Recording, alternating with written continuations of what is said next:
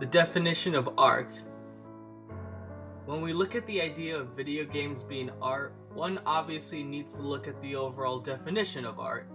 The expression or application of human creative skill and imagination, typically in a visual form such as a painting or sculpture, producing works to be appreciated primarily for their beauty and emotional power. Could video gaming be considered art by this definition? For the most part, it can be considered art. And when I say for the most part, I make two exceptions for this argument. The first would have to be the early video games from roughly 1972 to 1980. As fun as those games could be, the technical limitations of the day prevented any sort of artistic innovation from the developers back then. The second category would be the hardcore multiplayer games of today, more specifically Activision's Call of Duty series and Electronic Arts' Madden and Battlefield series.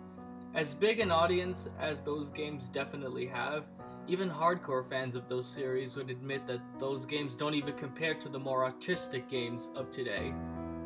It would be more like comparing Michael Bay's Transformers to Stanley Kubrick's 2001: A Space Odyssey. With those two out of the way, here's one reason why video games fit the definition of art. As mentioned, art is a means of expression in visual form. What makes video gaming unique compared to traditional art is that it isn't usually the brainchild of just one artist, or rather it's the result of an entire group of artists coming together to make one giant artistic vision come to life. Game production teams such as Sonic Team, Team Ico, Irrational Games, and Telltale Games have many talented artists and designers that have collaborated in their respective studios to bring the gaming community works that are critically acclaimed, partly for their art direction and style.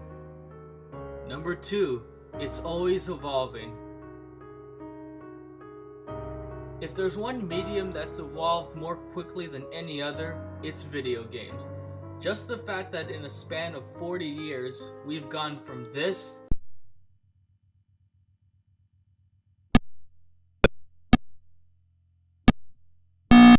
to that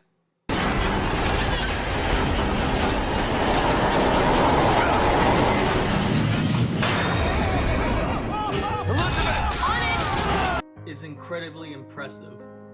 This sort of creative evolution has always been present in all sorts of art forms, such as painting, sculpture, and especially film. And considering how both technology seems to advance at a rapid pace these days, and the arrival of the next generation of home video game consoles, we can expect even more innovations coming out of the game industry very soon. Number 3, they can relate to players. As defined, art is something that carries emotional power. In the beginning, gaming didn't really give so much of an emotional impact on gamers. Sure, people can feel good about getting a high score in, say, Space Invaders, but such a feeling is temporary.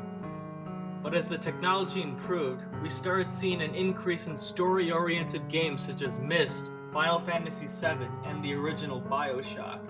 Those games have gained acclaim for having stories that make gamers completely immerse themselves into the virtual world that the developers have crafted out. In the past 2 years alone, we've seen an upsurge of games like these. Games like L.A. Noire, Uncharted 3, Telltale's The Walking Dead, BioShock Infinite, and The Last of Us. Aside from expanding upon the tropes started by the earlier games, the rapidly advancing gaming technology has allowed for developers to tell bigger and more complex stories and set them in massive, detailed worlds for the player to roam around. In addition, the worlds themselves do a really good job of immersing players into the game and really augments the stories that are centered in that world.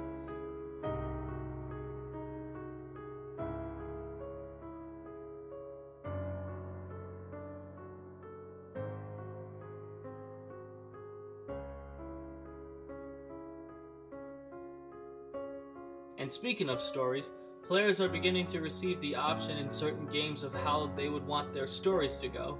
For example, in Telltale's The Walking Dead, the game has multiple points where the player has to make morality-based choices on what the main character does, and each of their choices heavily impacts how the story continues for the rest of the game. For a largely digital medium, video games have shown that they can have the same emotional impact as any other art form, if not more so. Number 4, they can do what existing art forms can do, and more so.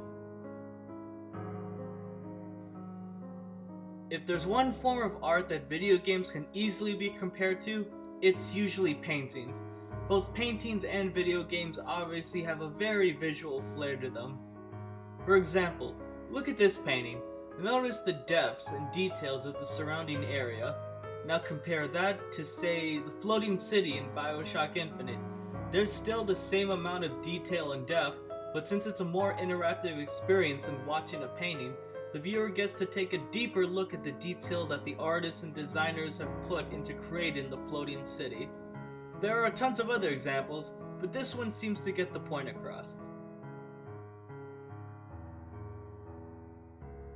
While it'll still be debated for some time, video gaming has come a long way and has proven itself as being one of the major forms of fine art.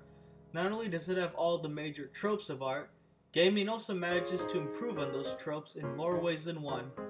That, and it is the ultimate encapsulation of the definition of arts.